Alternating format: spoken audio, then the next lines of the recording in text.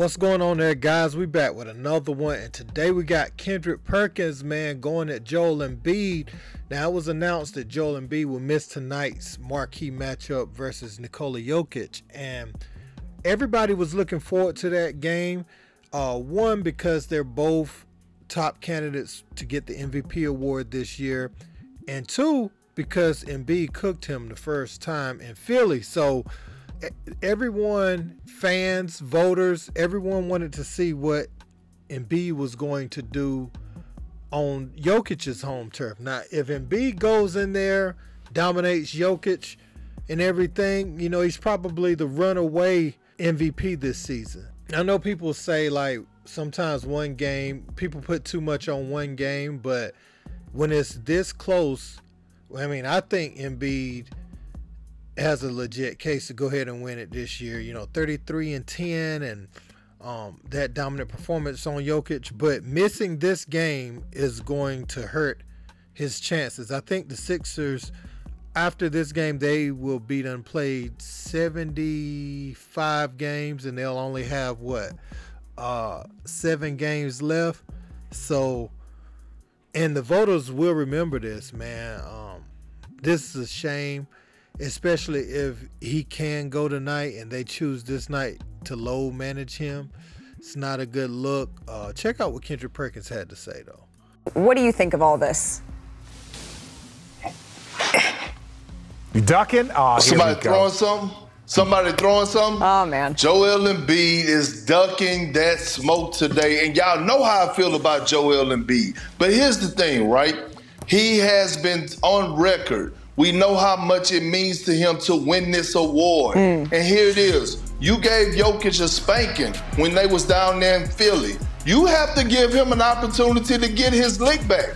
You cannot sit out this game. I would have rather him sit out against the Phoenix Suns. Listen, I would have rather him sit out against the Phoenix Suns. Here's the thing, right? When it comes down to these moments and these matchups, I have a vote.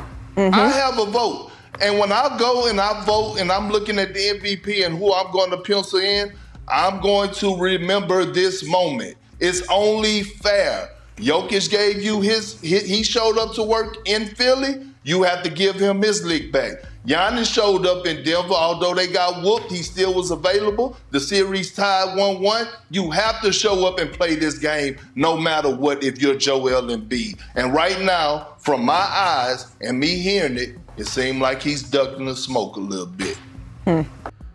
So, yeah, man, you heard it right there from Kendrick Perkins. He has a vote in who gets the MVP, and it sounds like his may be swaying a little bit. Now, he's been a big advocate for Embiid over Jokic. You know, him and JJ Redick had that big blow up when they talked about Jokic padding his stats, you know, trying to make sure he averages the triple-double to get that third MVP.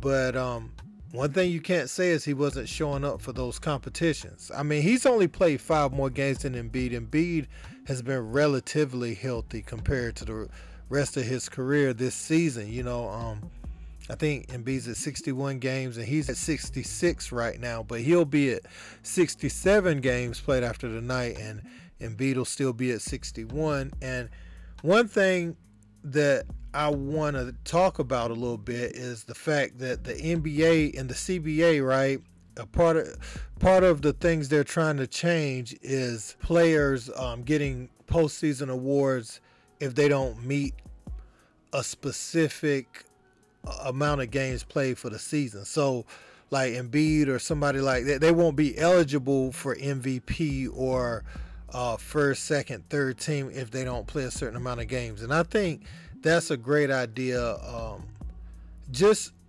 to encourage the players to play through injuries that you can play through. You know, we don't want these players going out and hurting themselves for the long haul, but at the same time, you know, your business is based off of hardworking individuals paying for a ticket to come out and see these guys, or to even watch them on television. Say they don't go to the game, but they turn on the game. You see certain people not playing, you turn to something else.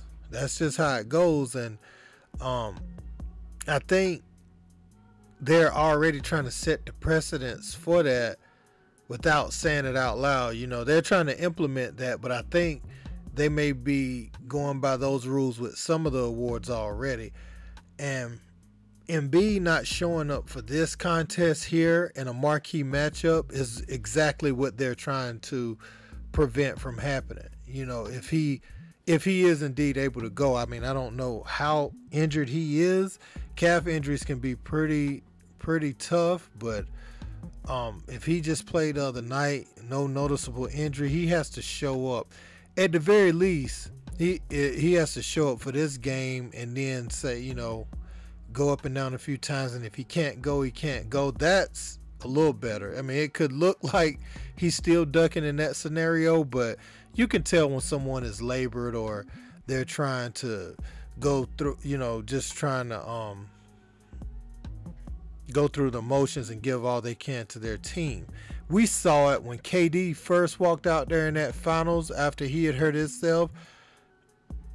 I mean, I said to myself, I actually said it out loud. I was like, he doesn't look good and he won't be out here long. He's going to get hurt worse than he already is. And lo and behold, he went down real early in that game and missed so much time after that. So, but that was one of the times, if he was where KD was, I would say don't go out there. But if he's just going to miss this game and then play the next game, that's not going to be a good look on Embiid right there, or the Sixers organization. You know, he had just passed Jokic on the MVP ladder for first place. So why sit this one out, man? This is not good. I mean, I want to see Embiid get him an MVP. I felt like he deserved it last year, but when you do stuff like this, even though you cooked Jokic that first time, you didn't give him a chance, you know, to see if he can make it a wash at his home gym. So, I don't know, man. Let me know what you guys think in the comments. Don't forget to like, share, and subscribe. Until next time, peace.